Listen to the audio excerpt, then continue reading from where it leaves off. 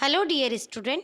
Today we will going to read chapter number 9th. Chapter name is Fundamental Rights, Fundamental Duties and Directive Principles of State Policy.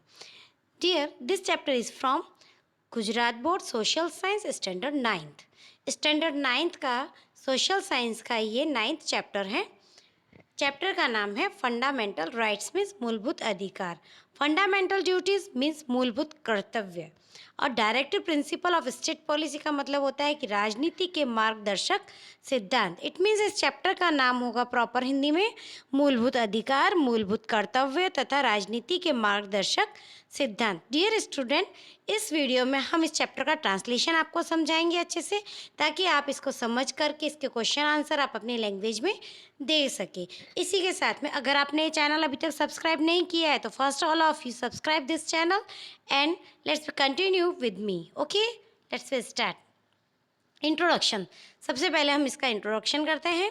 In the previous chapter we have studied Indian constitution, preamble and important pillars as well as the specific characteristic. पिछले वाले chapters में हमने पढ़ा है भारतीय संविधान की प्रस्तावना, उसके मुख्य आधार स्तंभ तथा विशिष्ट लक्षणों का अध्ययन। इससे पहले वाले चैप्टर में हमने किया था। इन दिस चैप्टर, और इस चैप्टर में वी विल स्टडी, हम पढ़ेंगे about other important characteristic of constitution that is fundamental rights. और जो हमारे कॉन्स्टिट्यूशन है, हमारे संविधान के जो दूसरे और भी जानकारी है उसके बारे में हम इस चैप्टर में पढ़ने जा रहे हैं, जैसे कि fundamental rights, fundamental duties and directive principle of state policy. संविधान के विशिष्ट महत्वपूर्ण लक्षण जैसे मूलभूत अधिकार, मूलभूत कर्तव्य तथा राजनीति के मार्गदर्शक सिद्धांत के बारे में इस चैप्टर में हम पढ़ने जा रहे हैं। फर्स्ट है यहाँ पे ह्यूमन राइट्स। ह्यूमन राइट्स का मतलब होता है, ह्यूमन मीन्स मानव, राइट मीन्स अधिकार, मानव के अधिकार। मानव के अधिकार के बारे में हमारे कॉन्स्टिट्यूशन में क्या है उसके बारे में हम देखेंगे।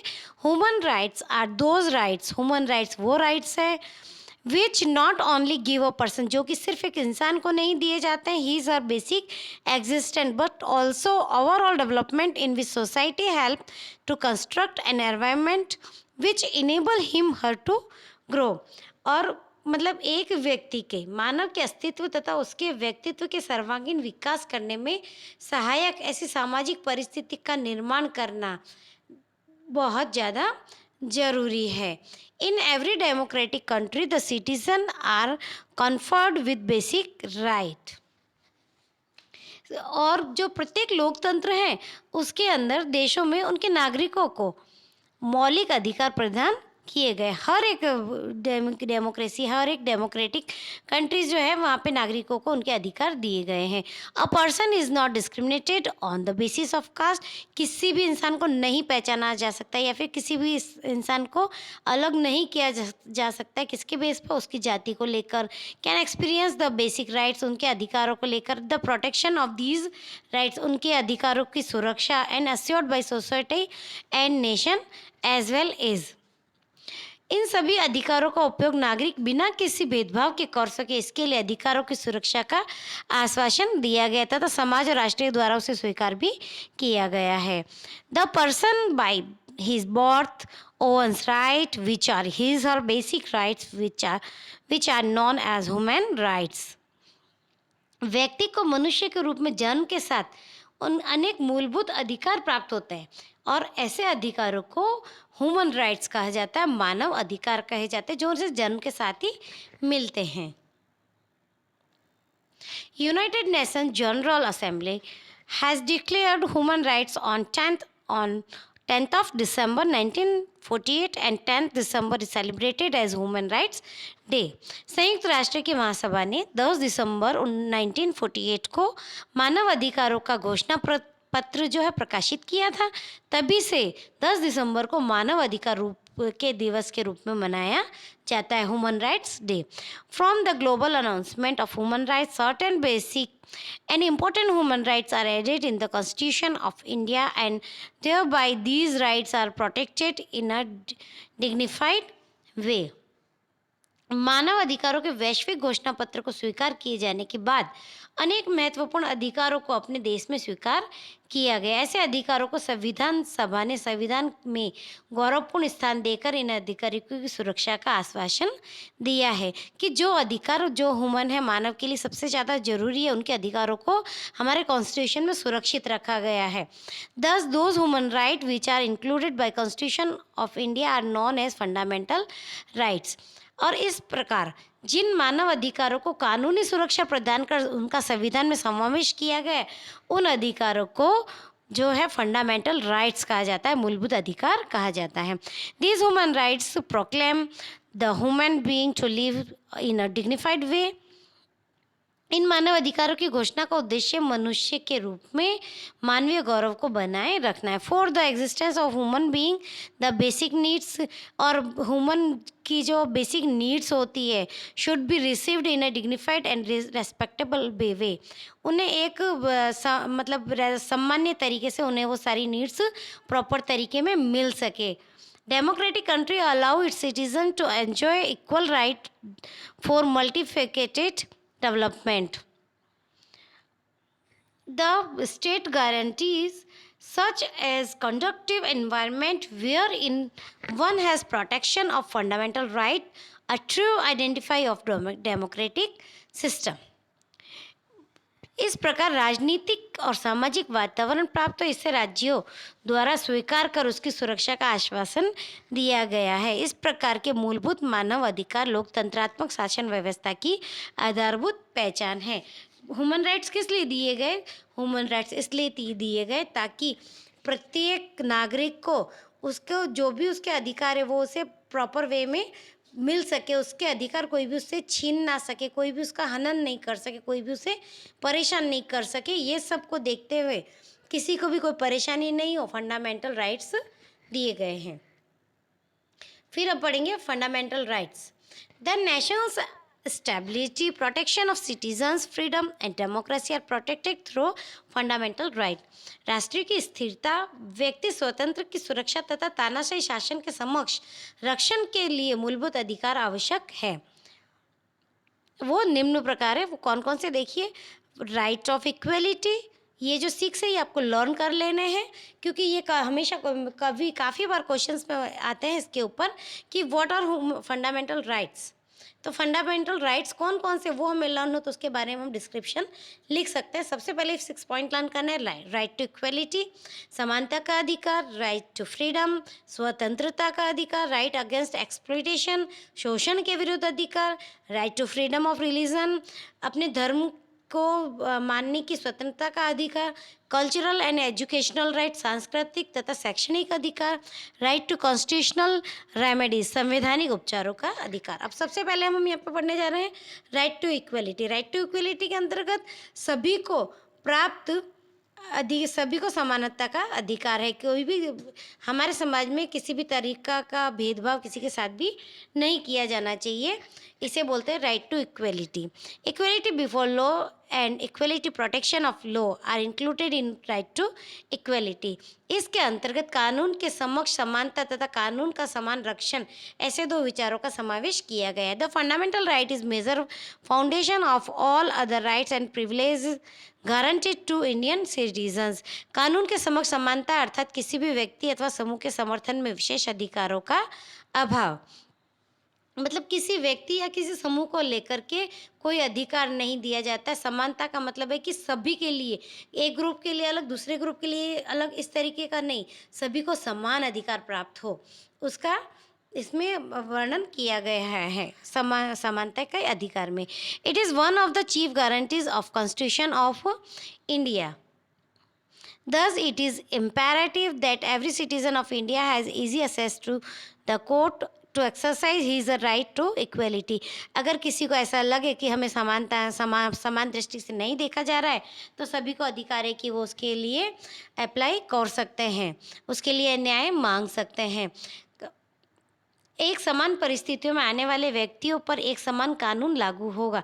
इसके अंतर्गत मतलब कोई भी इंसान हो, चाहे अकॉर्डिंग टू दिस इस राइट के अंतर्गत no person shall be shown favouritism, किसी को भी हम अपना फेवरेट नहीं बना सकते, किसी को भी इम्पोर्टेंस नहीं दे सकते उसकी कलर के आधार पर, उसकी जाति, कास्ट के आधार पर, creed, language etcetera. Law is equal to all, जो कानून है वो सभी के लिए बराबर है, from the peon to the prime minister. If they act against law they are treated equally and are bound to be general court of law. However, the president and governors have certain privileges. प्रधानमंत्री से लेकर चपरासी तक किसी भी व्यक्ति ने कानून का उल्लंघन किया हो तो सामान्य नागरिक की तरह ही वह जिम्मेदार होगा तथा सामान्य न्यायालय के फैसले के अधीन होगा, जबकि राष्ट्रपति और राज्यपाल को कुछ विशेष अधिकार दिए गए हैं। इन ईच एंड एवरी सर्कमचांसेस, किसी ऐसी अगर कोई भी सर्कमचांसेस, कोई भी घटना हो, the law should prevail equally, जो नियम है, कानून है, वो सबके लिए समान हो। किसी भी परिस्थिति में नियम कानून सभी के लिए समान है। There should be no discrimination और specific favouritism shown in any particular person और क्लास, किसी भी पर्टिकुलर पर्सन और क्लास के लिए किसी भी तरीके से किसी को भी इम्पोर्टेंस नहीं दी जाती है, सभी के लिए कानून बराबर है। Every law should be equally disseminated. Every person shall have equal admittance to public place like shop, restaurant, hotels, public entertainment places, have equal access to road and lakes and use of public well of bathing ghats. प्रत्येक कानून सभी लोगों के लिए समान रूप से लागू होना चाहिए।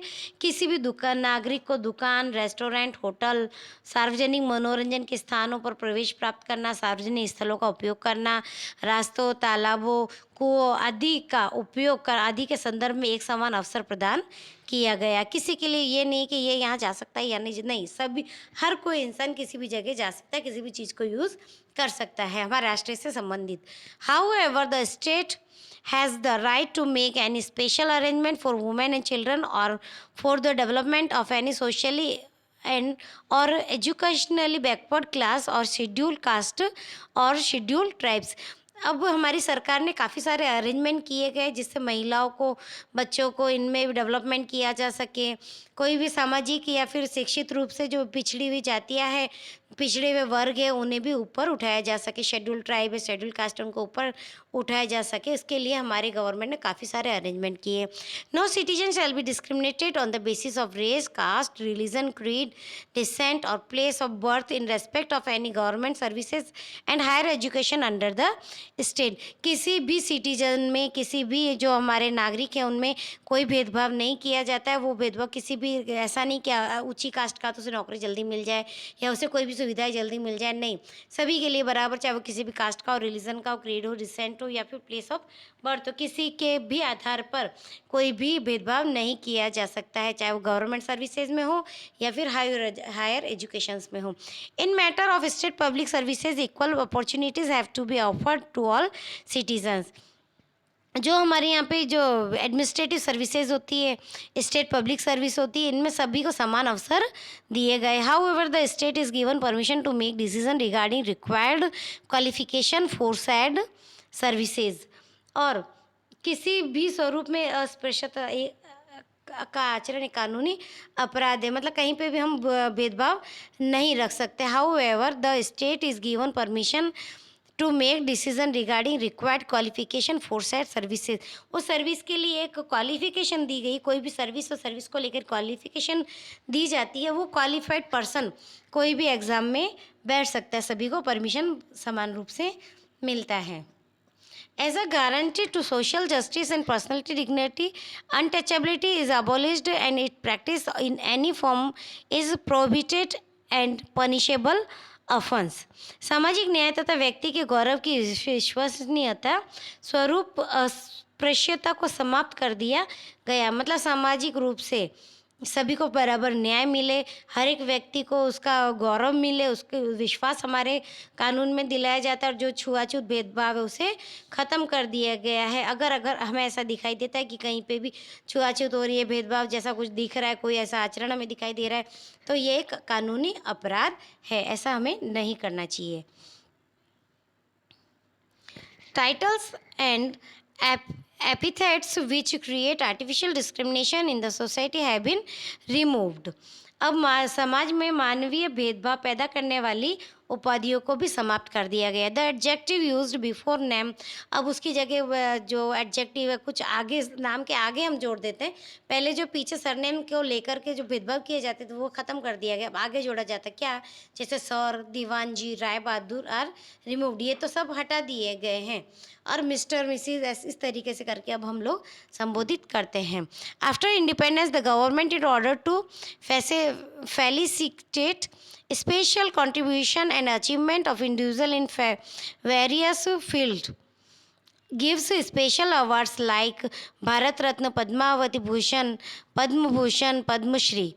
Paramveer Chakra is awarded in military services. Adjective like general, major, chief marshal, field marshal are added before name in military services, which is not considered as a violation of right to equality. The aim of this right is to form an equitable society and thereby establish rule of law in India. स्वतंत्रता के बाद विविध क्षेत्रों में विशेष योगदान देने वाले तथा सिद्धियां प्राप्त करने वाले व्यक्तियों को सम्मानित करने के लिए भारत सरकार ने भारत रत्न, पहले जो ये लगाया जाता था दीवान जी, राय बहादुर सर, ये सब का कुछ ख़त्म कर दिया। उसकी जगह उन्होंने क्या किया कि उन्हें जो विशेष योगदान देते थे हमारे भारत में विविध क्षेत्रों में जिन्हें विशेष सिद्धियां प्राप्त थी, ऐसे व्यक्तियों को सम्मानित करने के लिए भारत रत्न पुरस्कार दिया गया। पद्म भूषण, पद्म विभूषण, पद्मश्री जैसे सम्मान सूचक अवार्ड प्रदान किए गए। और जो आर्मी सर्विसेज हैं, मिलिट्री सर्विसेज, उसमें वीर चक्र, महावीर चक्र, परमवीर चक्र भी दिया गया। सेना में नाम के आगे प्रयोग किए जाने वाले general, major, chief marshal, field marshal जैसे जो एडजेक्टिव है उनका कोई उल्लंघन नहीं होता, हम ये नेम दे सकते हैं। इस प्रकार इस अधिकार का उद्देश्य एक समान समाज की स्थापना तथा भारत में कानून का शासन स्थापित करना है। To provide specific services to different type of group और classes, there can be different type of provisions under law. For example, there are different law for advocates, doctors, teachers, insurance agencies, women और juveniles. अलग अलग समूहों या वर्गों के लिए उनकी अलग विशिष्ट सेवाओं के संदर्भ में अलग अलग कानूनी व्यवस्थाएं हो सकती हैं, जैसे कि वकीलों, डॉक्टरों, शिक्षकों, बीमा कंपनी, स्त्रियों के लिए अलग अलग कानून है। समान काम के लिए समान वेतन का सिद्धांत भी इसमें दिया गया। The principle equal pay for equal work is also a part of this article. पहले ऐसा होता था कि जेंट्स को ज़्यादा पे किया जाता, लेडीज़ को कम पे किया जाता, बच्चे हैं तो उससे भी कम। लेकिन अभी तो जो चाइल्ड लेबर है वो तो बिल्कुल ख़त्म कर दिया गया है, और पुरुष हो या चाहे महिला हो दोनों को बराबर वेतन मिलता है। फिर नेक्स्ट पढ़ेंगे राइट टू फ्रीडम। अभी हमने पढ़ा था कि राइट टू इक्वलिटी, समानता का अधिकार। अब हम पढ़ेंगे राइट टू फ्रीडम, स्वतंत्रता का अधिकार। स्वतंत्रता किस किस फील्ड में हमें फ्रीडम मिलनी चाहिए, इसका भी हमारे कॉन्स्टिट्यूशन में उल्लेख है। देखिए, the constitution of India provides the citizen of India 6 type of freedom which are as under. हमारे यहाँ पे 6 तरीके स्वतंत्रता के अधिकार कौन कौन से? फ्रीडम ऑफ स्पीच, वाणी और अभिव्यक्ति की स्वतंत्रता। To assemble peacefully without arms, शांतिपूर्ण और अहिंसक रीति से एकत्रित होने तथा सभा करने की स्वतंत्रता। टू फॉर्म एसोसिएटेड और यूनियन, संस्था अथवा संघ के गठन की स्वतंत्रता। To move freely throughout the territory of India, Bharat के किसी भी प्रदेश में स्वतंत्रता पूर्वक घूमने फिरने की स्वतंत्रता। To reside and settle in any part of the territory of India, Bharat के किसी भी प्रदेश के किसी भी भाग में रहने की स्वतंत्रता। टू प्रैक्टिस एनी प्रोफेशन और to carry on any occupation, trade और बिजनेस, कहीं पे भी कोई भी व्यवसाय, धंधा, रोजगार और व्यापार करने की स्वतंत्रता। ये हमारे राइट टू फ्रीडम्स है। फिर देखिए, the right are of utmost importance for the overall development of personality and expression of the Indian citizen and harmonious working of democracy and a healthy lifestyle।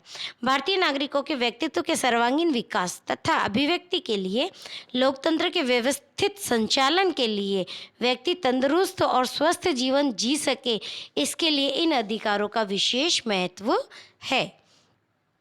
The state can control and limit this right to freedom if they go against the welfare, peace and security of the society.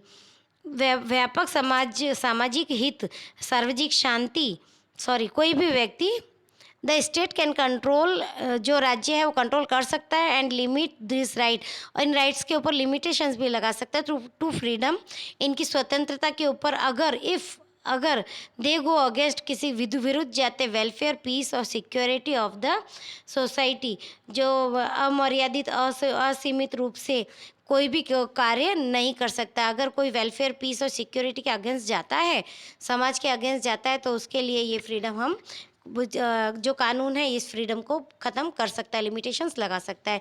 This has been clearly mentioned in the constitution, it has been stated in the constitution how to rights are exercised.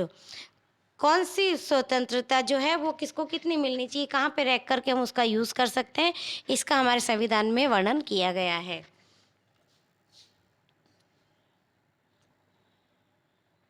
Indian citizen have been given the freedom of speech and expressions. भारतीय नागरिकों को अपने वाणी और विचार अभिव्यक्त करने की स्वतंत्रता दी गई है। This can be expressed either orally, verbally, through gestures, but that does not provide for exercising this right in unlimited and unrestrained mannered.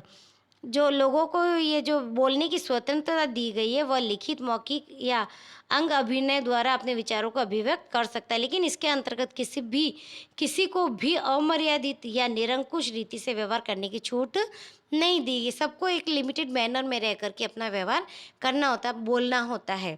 Certain necessary control and limitation have be stated in the constitution. इसके लिए कुछ limitations और controls भी हमारे constitution में दिए गए। The state can put required control through law and order for maintaining the unity and integrity of India, safety of the state, for amicable relation with foreign Nations, public management and public peace, compromise and safety, morality, discipline, contempt of court, defamation and provoking violence for crime।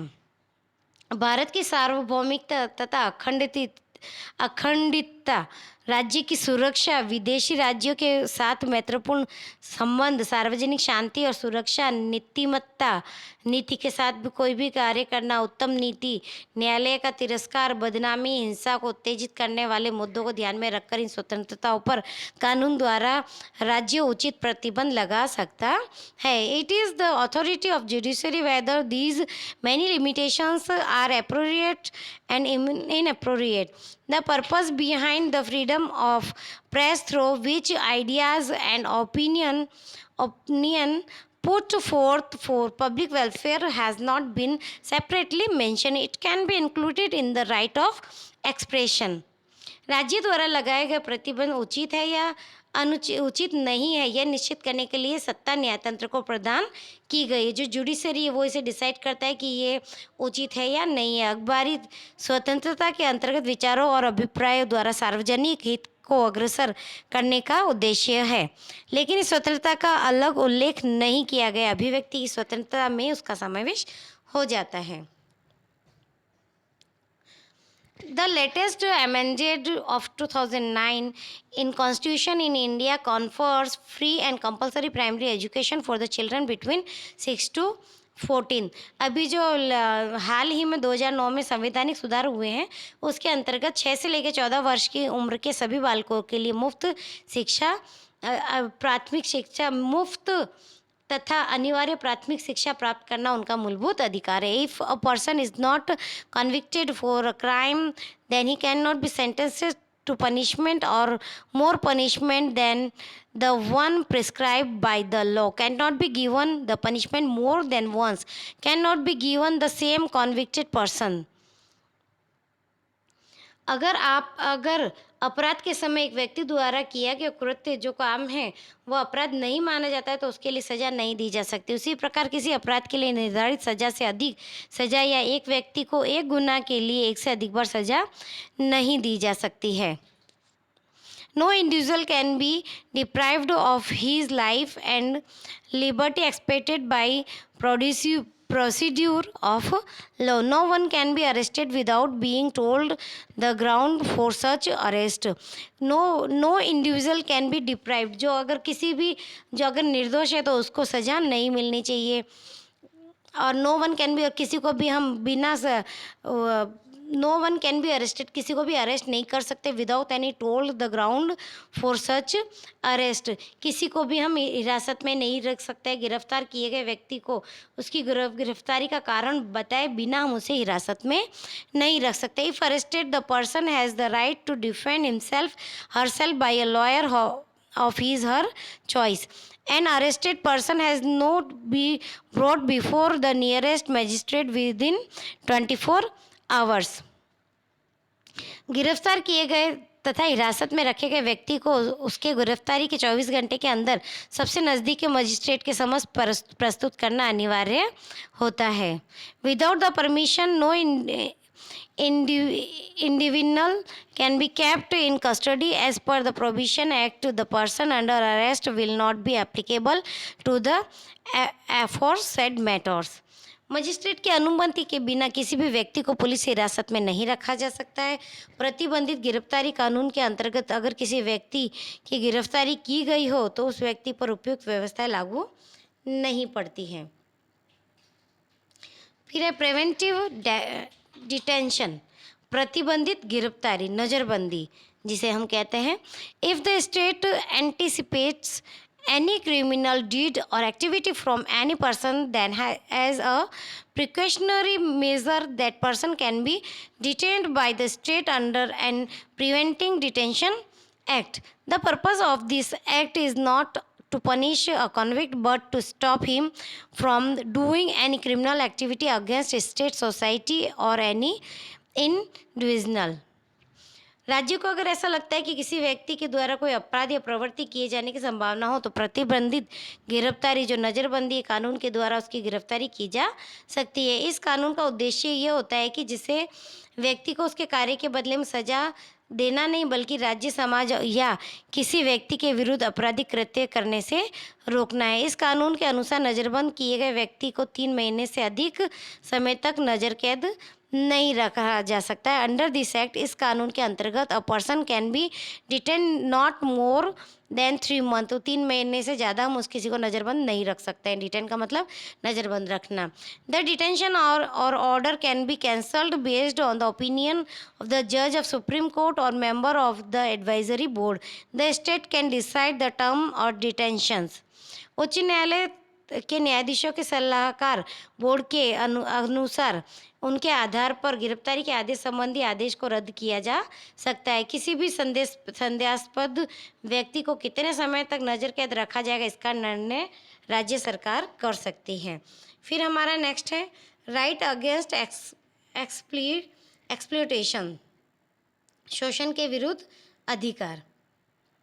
The main objective of the Constitution to see any person does not suffer exploitation at the hand of other person. Exploitation freely society is established. किसी भी व्यक्ति या का किसी दूसरे व्यक्ति द्वारा उसका शोषण न हो, ऐसी शोषण विहीन समाज स्थापना का मुख्य उद्देश्य संविधान में शामिल किया गया है.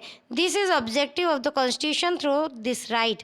और यह हमारे संविधान में इस कानून के अंतर्गत नियत किया गया है कि right against exploitations, human trafficking, drudgery, slavery and forced labour are ban. मनुष्य का व्यापार, बेगार प्रथा, गुलामी तथा बलपूर्वक करवाई जाने वाली जो मजदूरी है उसे कानून द्वारा प्रतिबंधित कर दिया गया. The violation of this right is punishable offence. अगर ये वाला जो कानून है, इन व्यवस्थाओं का उल्लंघन एक कानूनी अपराध है. illegal trade of children and women, forced labor or imposed slavery, worked without pay, and the old drudgery system has to be ended through this right. To take work from any person without paying them or paying them less than minimum wages, forced or imposed labor is punishable act. इस अधिकार का उद्देश्य बालकों अथवा स्त्रियों का व्यापार, जबरदस्ती करवाई जाने वाली मजदूरी, इच्छा के विरुद्ध कार्य करवाना तथा बिना वेतन दिए कोई कार्य करवाने की प्रथा का अंत लाना है। किसी भी व्यक्ति से बिना वेतन चुकाए, न्यूनतम वेतन से कम वेतन, जबरदस्ती या बंधुआ मजदूरी के रूप में कार्य करवाना एक कानूनी अपराध है। Any child under the age of 14 can not be made to work in a factory, mine और any dangerous professions, garage, hotel और can not be employed as a household servant. इसका मतलब ये है कि 14 साल से कम उम्र के बच्चों को हम किसी भी तरह का कोई भी काम नहीं करवा सकते। Under the provision of child labour act all these are punishable offence. और चाइल्ड लेबर एक्ट के तहत ये सब भी जो काम अगर हम करवाते हैं तो ये सब क्या है, सजा देने योग्य है। Mandatory services can be sought from any person for the purpose of public welfare of the state. Military services in any field, irrespective of religion, gender, caste or class, with or without remunerations. राज्य को सार्वजनिक उद्देश्यों की पूर्ति के लिए सैनिक सेवा या राष्ट्रीय कर्तव्य, समाज सेवा के किसी भी क्षेत्र में धर्म, जाति, लिंग, भाषा, क्षेत्र आदि के भेदभाव के बिना अनिवार्य रूप से व्यक्ति के पास से सेवा लेने का अधिकार है। यह सेवा बिना वेतन अथवा सवेतन हो सकती है। फिर हम पढ़ेंगे right to freedom of religion. सभी जो नागरिक हैं हमारे भारत के, उन सभी को अपने धर्म को मानने की स्वतंत्रता है। इसका मतलब ये है right to freedom of religion. Any citizen of India can follow any religion of choice, can promote and propagate the same is mentioned in the provision of Constitution of India, but this right is to be enjoyed within permissible limits so that it does not affect the freedom of public administration, morality of health of society. The religious gathering, offering of prayer are not included in this. Bharat के प्रत्येक नागरिक को उसकी इच्छा के अनुसार अपने मनपसंद धर्म को स्वीकार करने, उसका पालन करने तथा धर्म का प्रचार प्रसार करने का अधिकार संविधान द्वारा दिया गया है। लेकिन ये स्वतंत्रता है सार्वजनिक व्यवस्था, नीतिमत्ता तथा स्वास्थ्य में बाधक न बने इसलिए कुछ आवश्यक नियंत्रणों के अधीन रहकर इन धार्मिक स्वतंत्रता को उपयोग करना पड़ता है। धार्मिक कर्मकांड, प्रार्थना, पूजा करवाना आदि स्वतंत्रताओं का इसमें समावेश नहीं होता है। The state of India does not have any religion of its own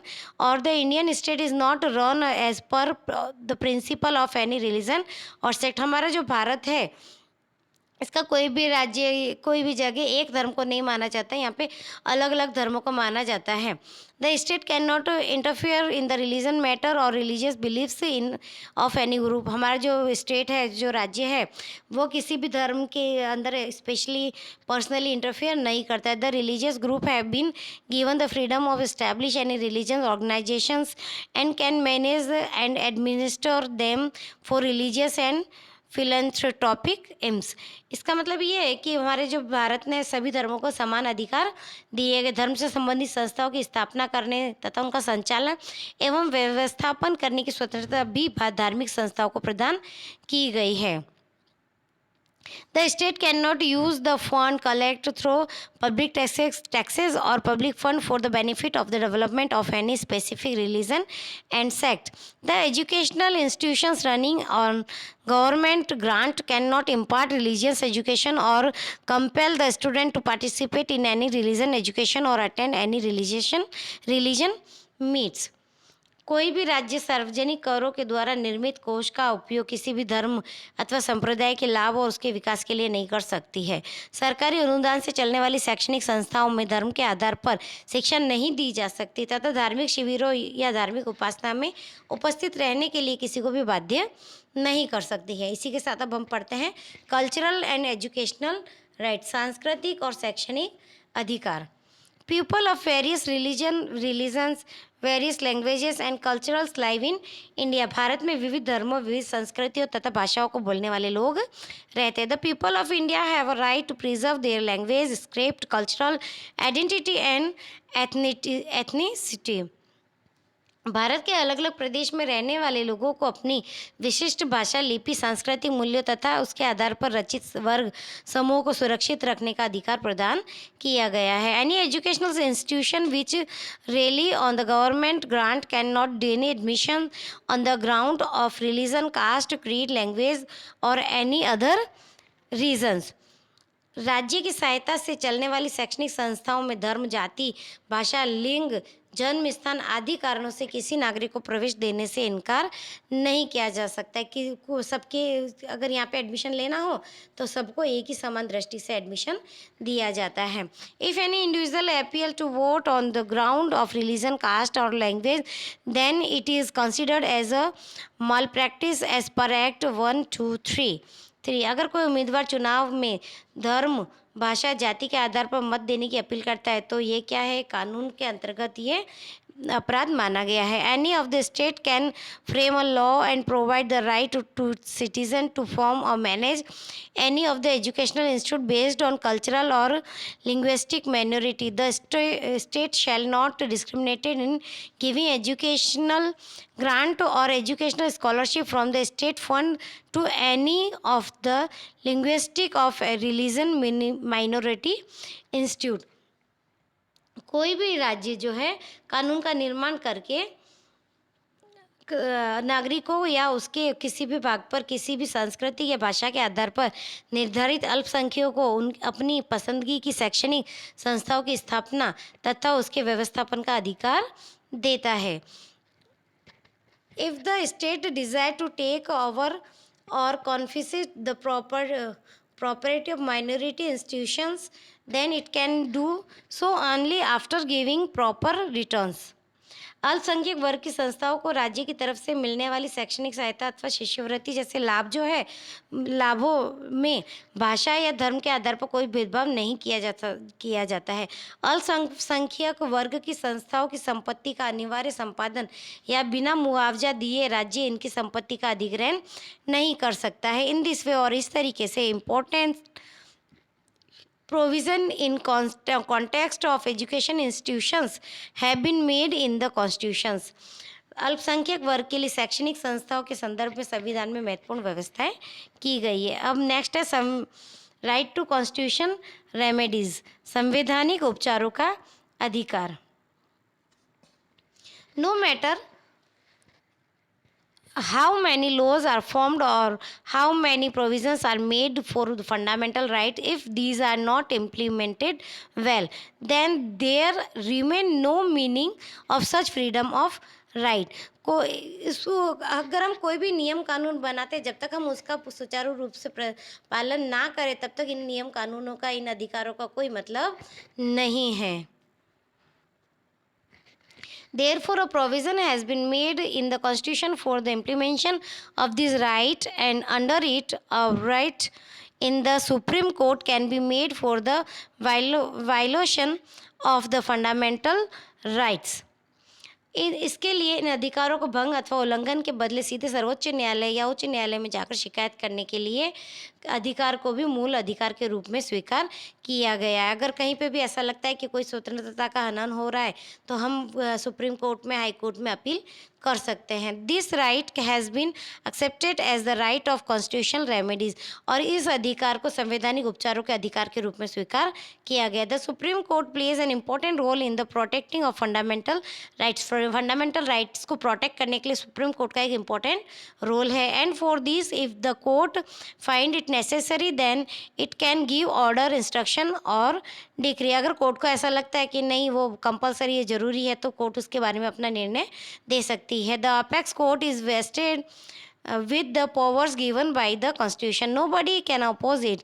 और ये जो कोर्ट है इसको जो सरकार ने मान्यता दी हुई, संविधान द्वारा सर्वोच्च न्यायालय को मान्यता दी गई है, जिसके लिए कोई भी आपत्ति नहीं उठा सकता है। Nobody can oppose it। If any person puts a complaint against any state for the violation of any fundamental right, then the Supreme Court can exercise its right। किसी भी राज्य द्वारा नागरिकों के मूलभूत अधिकारों के उल्लंघन की शिकायत के संदर्भ में योग्य उपाय करना सर्वोच्च न्यायालय के लिए आवश्यक है। Dr. Baba Saheb Ambedkar has considered the right of soul of the Constitution.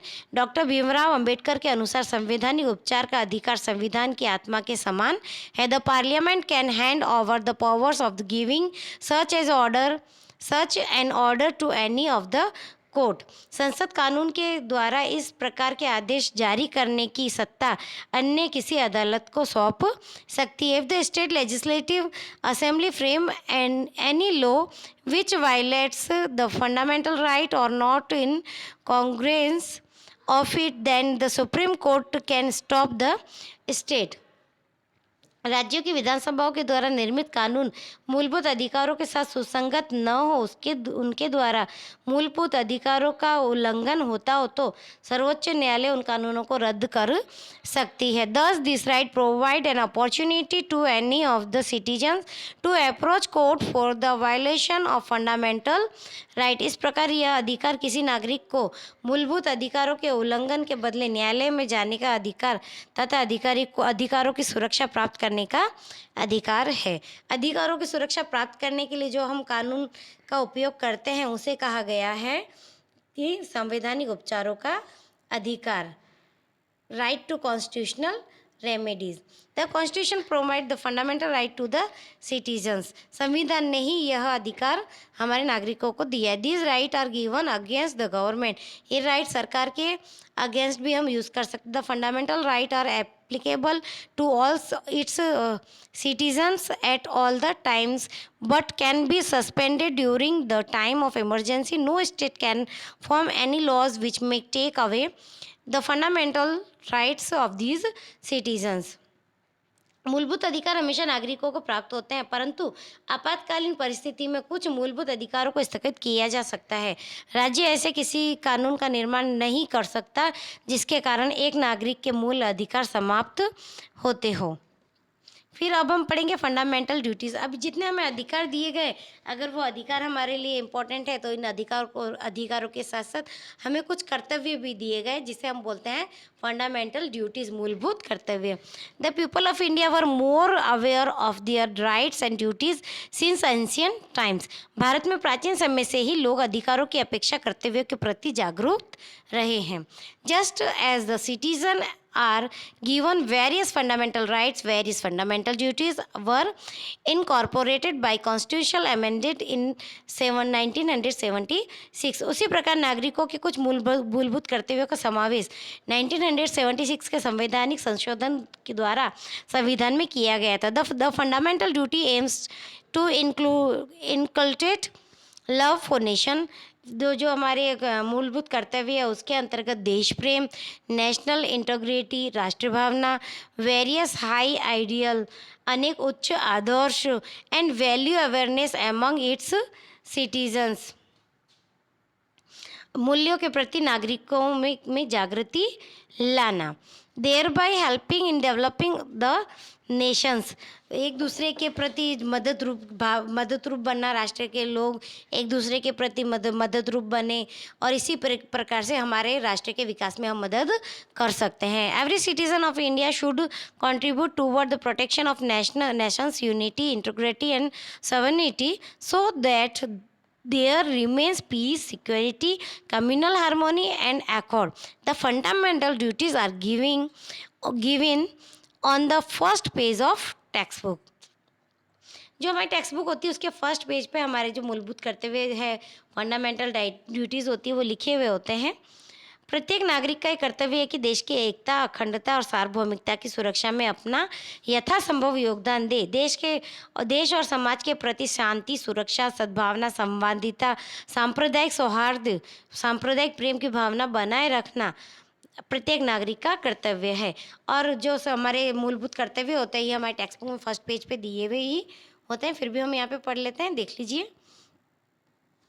First, to abide by the constitution and request its ideal and institution, the national flag and national anthem. संविधान का पालन करना तथा संविधान में व्यक्त आदर्शों एवं संस्थाओं, राष्ट्रीय गीत, राष्ट्रीय ध्वज के प्रति आदर रखना.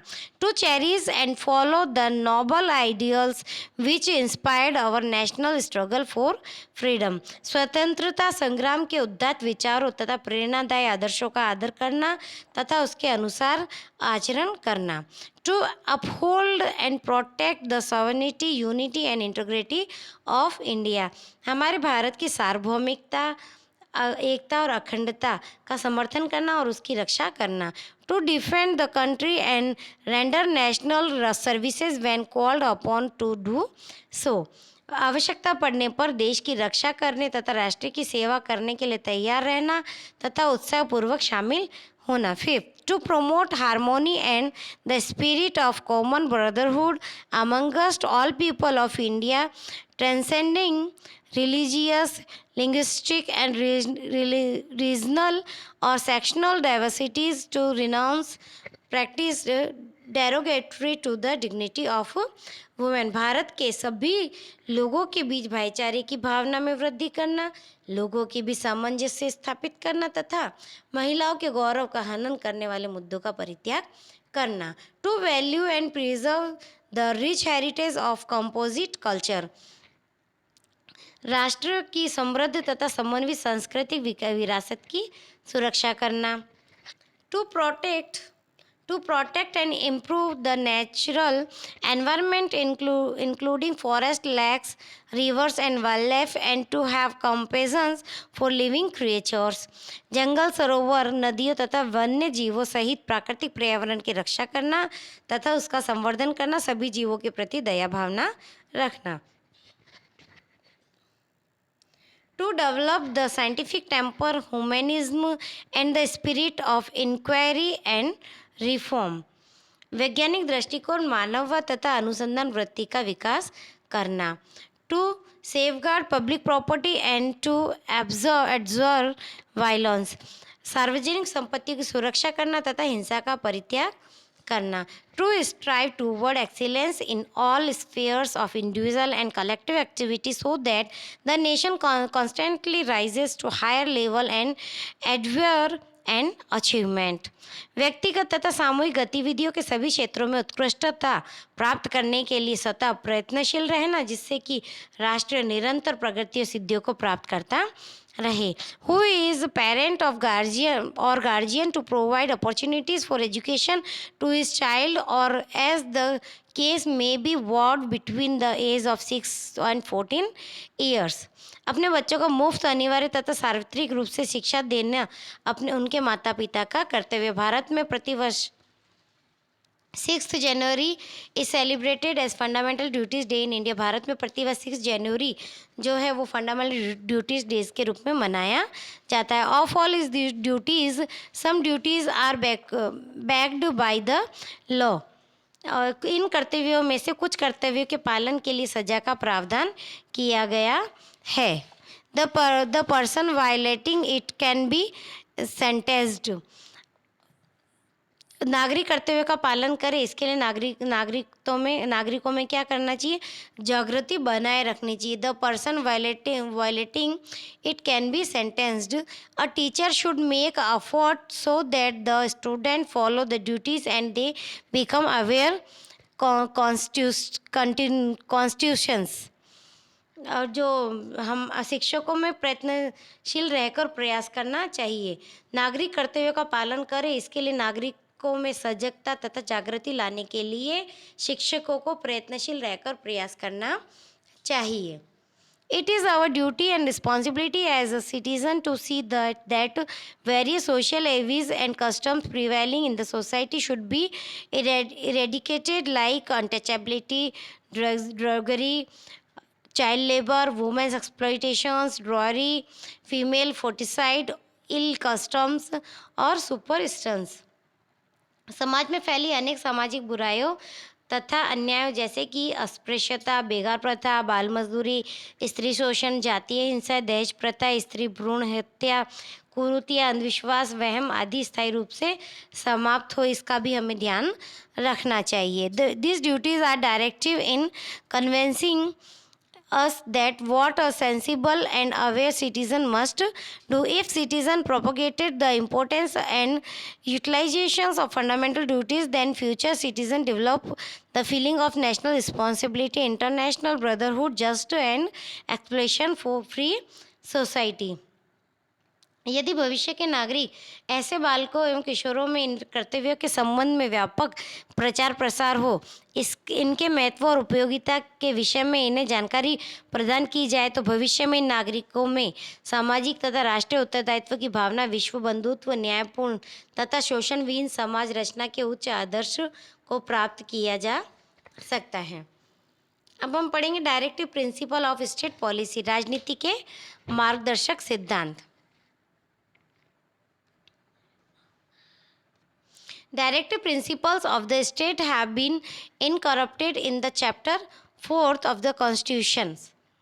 अभी हमने जो पढ़ा है चैप्टर 4 उसमें चौथे भाग में ये दिखाया गया था, राजनीति में मार्गदर्शक सिद्धांतों का समावेश संविधान के चौथे भाग में किया गया है. The objective of the directive principle of state policy is to guide the present and future center and state government in the policy making in various policy related field.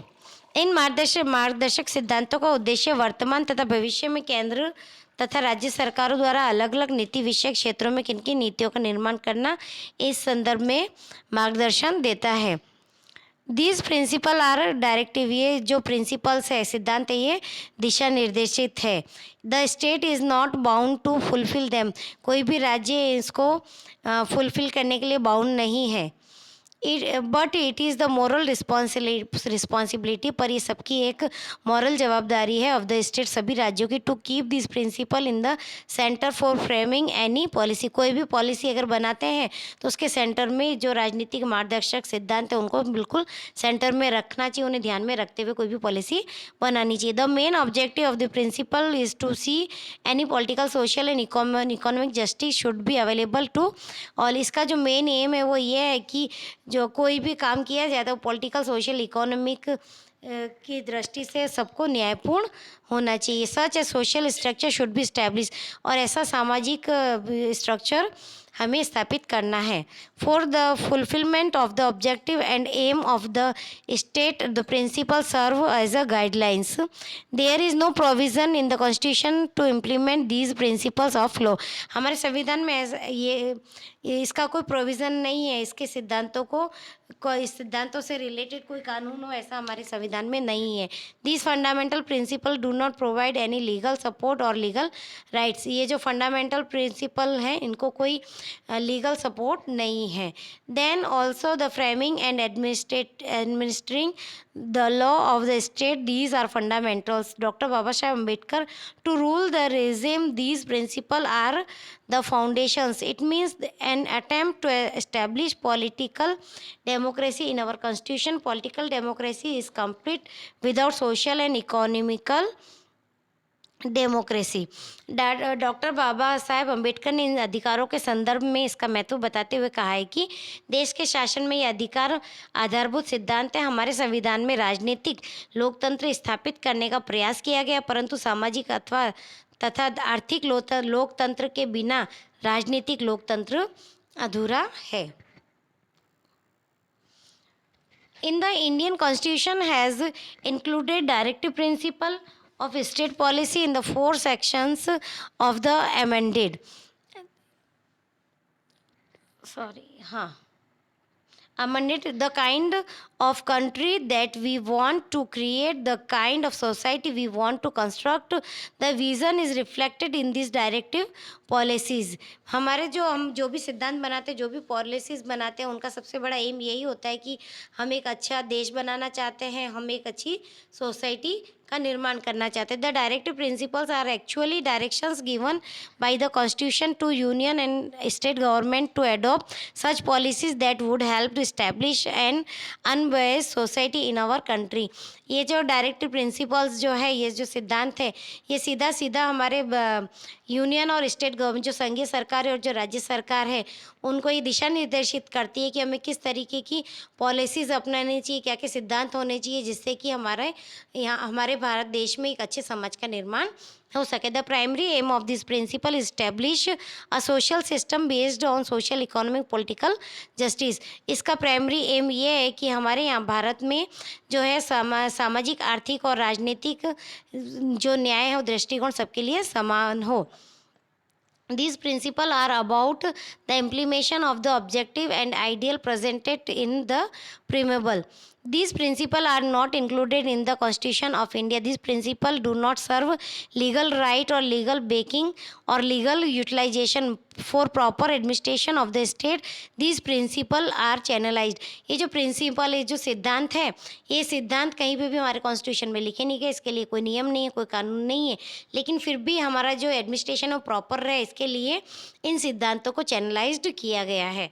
These principle incorporated such right as are required for the overall development of mankind. इन मार्गदर्शक सिद्धांतों को विविध विभागों में विभाजित करके हम जो जानकारी प्राप्त करेंगे वो देखो। These directive principle are divided into various sections. जो प्रिंसिपल्स हैं इनको कौन कौन से सेक्शंस में विभाजित किया गया है वो बताया गया है इसमें। तो देखिए, सबसे पहले हम पढ़ेंगे principle related to economic policy, आर्थिक नीतियों के संदर्भ में सिद्धांत। For the modification of economic policy there are certain principles which are given below. आर्थिक नीतियों के निर्माण में अनेक महत्वपूर्ण सिद्धांतों का समावेश किया गया है जो निम्न है। First, equal distribution of wealth and resources among all classes for the welfare of the citizens. सभी नागरिकों को महत्तम कल्याण का उद्देश्य पूर्ण हो, इस प्रकार से समाज के भौतिक संसाधनों की मालिकी तथा नियंत्रण का विभाजन करना। Second, assessed and production of resources should not be distributed to certain group or section. This should be administered by the state. संपत्ति तथा उत्पादन के साधनों का किसी एक समूह या वर्ग में केंद्रीकरण न हो, राज्य द्वारा एक ऐसी अर्थव्यवस्था का निर्माण करना। Equal pay for equal work for both men और वुमेन। पुरुषों तथा स्त्रियों को समान काम के लिए समान वेतन प्राप्त हो, ऐसा राज्य बना सके।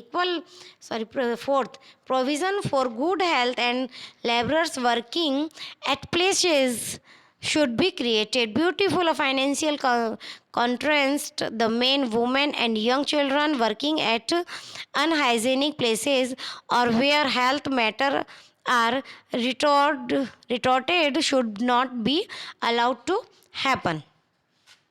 कार्यस्थल पर सभी कर्मचारियों का स्वास्थ्य सुरक्षित रहे, ऐसी मानवीय परिस्थिति का निर्माण करना। स्त्री, पुरुषों तथा कम आयु वाले बालकों का आर्थिक मजबूरी के कारण स्वास्थ्य बिगड़े ऐसे काम धंधों या बिन आरोग्यप्रद स्थलों पर तथा जोखिमपूर्ण कार्य न करना पड़े, इसका ध्यान रखना।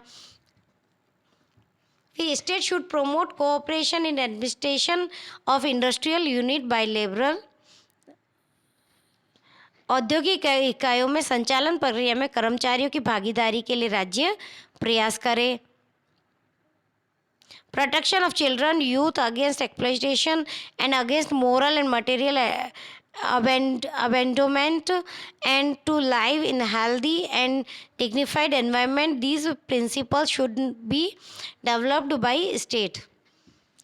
आर्थिक समस्याओं के कारण किसी बालक का शोषण न हो, वह स्वस्थ तथा स्वतंत्र रूप से गौरवपूर्ण स्थिति में स्वस्थ विकास कर सके, इसके लिए आवश्यक अवसर तथा सुविधाएं उत्पन्न करने के लिए राज्य आवश्यक कदम उठाएंगे। Relief and leave at the time of delivery should be provided to women. Workers' insurance, bonus, maternity leave, gratuity and other legal rights should be included in the policy. स्त्रियों को डिलीवरी के समय आवश्यक अवकाश तथा सुविधाएं पूरी की जाए। कर्मचारी राज्य बीमा कानून, बोनस धारा, प्रसूति अवकाश धारा, ग्रेजुएटी धारा आदि कानूनी मानवीय आधार प्राप्त पर प्राप्त हो, इस आशय से इन सिद्धांतों का निर्माण किया गया है। To organise agriculture and animal husbandry on modern and scientific lines and to prohibit the slaughter of cows and other useful milk producing cattle, a draft should be drawn for the livestock breed like donkey, bullock, cow for halting the slaughter. कृषि तथा पशुपालन का आधुनिक और वैज्ञानिक स्तर पर विकास हो, राज्य ऐसी व्यवस्था करने का प्रयास करेंगे। गायों, बछड़ों और जो दूध देने वाले प्राणी हैं, भारवाहक प्राणियों, बैल, घोड़ा, गधा आदि के कत्ल को रोकने का प्रयास करेंगे। Equal legal right to all state should organise free legal services to the desired citizen who are financially feeble as well as incapable in getting so. राज्य में सबको समान न्याय प्राप्त हो। आर्थिक तथा असमर्थता के कारण किसी भी जरूरतमंद नागरिक को न्याय प्राप्त करने के अवसर का इनकार नहीं किया जाए तथा उसे मुक्त कानूनी सहायता प्राप्त हो। राज्य ऐसी व्यवस्था करे तथा इस प्रकार के कानूनों का निर्माण करे। Principle related to social policy, सामाजिक नीतियों से संबंधित सिद्धांत। Weaker section of the society that is scheduled class, scheduled tribe and backward class, educational and economic right to be conferred which should be taken in concern by the state. राज्य के द्वारा ये जो सभी जो शेड्यूल्ड कास्ट, बैकवर्ड कास्ट है उनको समान रूप में लाने के लिए प्रयास किए जा रहे हैं। They should be protected against social exploitation and injustice, जिससे सामाजिक अन्याय तथा शोषण के विरुद्ध उन्हें सुरक्षा प्राप्त हो सके। Uniform civil code should be the concern for all citizen of the country, thereby dispersing and administering justice to all which should be taken in concern by the state. भारत में निवास करने वाले सभी नागरिकों के लिए समान दीवानी कानून का निर्माण तथा समान न्याय व्यवस्था का संचालन राज्य इस प्रकार से करे कि सबको बराबर न्याय प्राप्त हो। Step should be taken for social justice in matter of marriage, divorce, adoption, juvenile asset and prosperity bye the state. विवाह, तलाक, भरण पोषण, दत्तक कानून, वसीयत आदि में एक समान दीवानी कानूनों का निर्माण करके सामाजिक न्याय की दिशा में सरकार अपने आवश्यक कदम उठाए।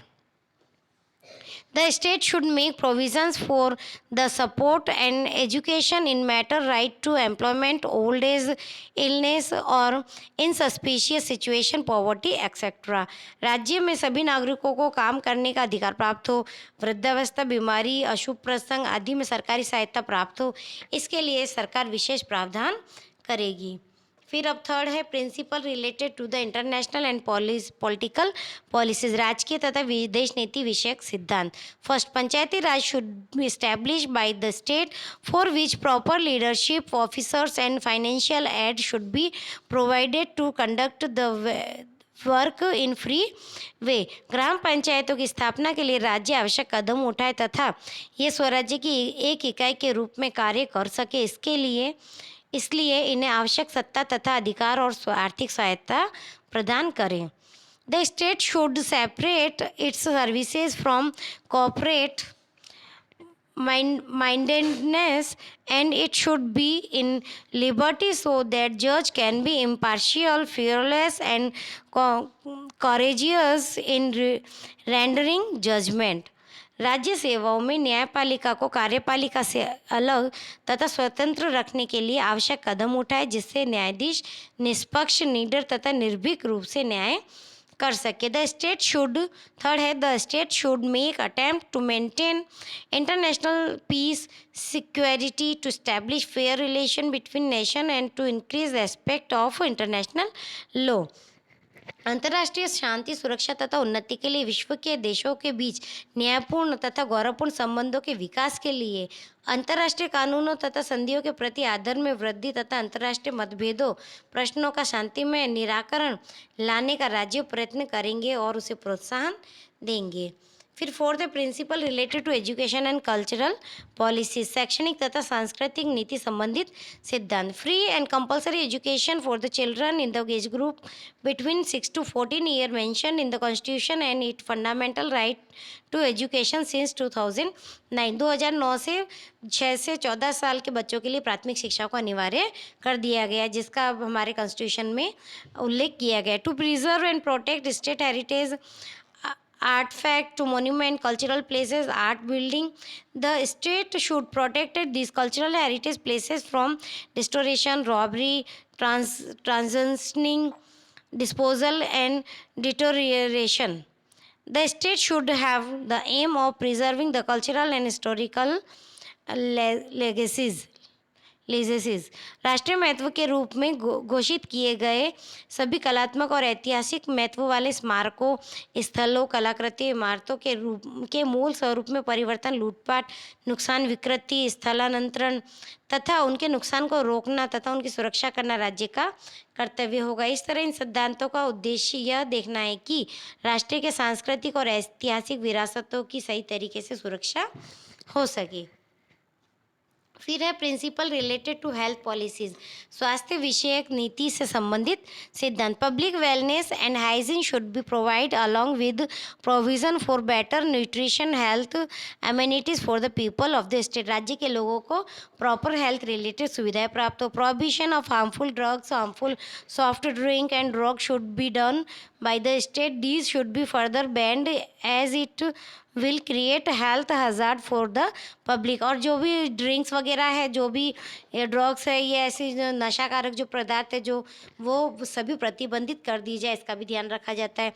To preserve the environment with latest amendment thereby taking care of the forest and vegetation should be the policy of the state. देश में पर्यावरण प्रदूषण कम कर उसकी सुरक्षा तथा उसमें सुधार हो, इसके लिए राज्य प्रयास करे। देश में आए जंगलों तथा वनस्पतियों की रक्षा के लिए राज्य विशेष व्यवस्था करे। Hygiene environment should be maintained in the working areas of labours. कर्मचारियों को उनके कार्यस्थल पर स्वास्थ्यप्रद वातावरण प्राप्त हो। They should have social and cultural development at the time of leisure. और निवृत्त के समय सामाजिक तथा सांस्कृतिक विकास के पर्याप्त अवसर उन्हें प्राप्त हो। At the time of the leisure, entertainment provision should be there to maintain mental health. These provisions should be kept in concern by the state. उनके मानसिक शांति के लिए उन्हें मनोरंजन की सुविधाएं प्राप्त हो, ऐसे प्रयत्न राज्यों को करने का उल्लेख है। Thus, these principles provide guidance to the state to take lead toward establishment of equal, just and social order without any exploitation। इस तरह राजनीति के मार्गदर्शक सिद्धांतों का उद्देश्य ऐसी समाज व्यवस्था तथा राज्य व्यवस्था स्थापित करना है जिसमें जितना संभव हो सके उतना सत्ता का विकेंद्रीकरण हो। These directive principles envisage future society. They guide us to the directions that we should go and lead us to our destinations। धर्म या जाति के भेदभाव के बिना समाज रचना, समता मूलक, शोषण मुक्त तथा कल्याणकारी समाज व्यवस्था तथा अर्थव्यवस्था की स्थापना इन सिद्धांतों का मुख्य उद्देश्य है। इस तरह देश में सामाजिक लोकतंत्र तथा आर्थिक लोकतंत्र की स्थापना हो सके। सामाजिक सुरक्षा के द्वारा समाज में कमजोर वर्गों के विकास के लिए राज्य जो है बहुत सारे कल्याणकारी कार्य कर रहा है। The upliftment of the society and protection of society will taken care bye the state. जो लोक कल्याणकारी कार्य करके जो पिछड़ी हुई जातियाँ है, बिछड़े हुए वर्ग है, उनको ऊपर लाने की कोशिश की जा रही है। Fundamental rights limit the state leadership while directive principles extend state leadership. जो फंडामेंटल राइट्स है उसकी state leadership while directive principal extend state leaderships. मूलभूत अधिकार राज्य की सत्ता को सीमित करता है, जबकि राजनीति के मार्गदर्शन सिद्धांत राज्य की सत्ता का विस्तार करते हैं। Fundamental rights make the existence of democracy while directive principle of society and finance impart aim for interrelations of democracy. There is no opposition between them, both of them complete each other. मूलभूत अधिकार राजकीय लोकतंत्र की स्थापना करते हैं, जबकि मार्गदर्शक सिद्धांत का उद्देश्य सामाजिक और लोकतंत्र की स्थापना करना है।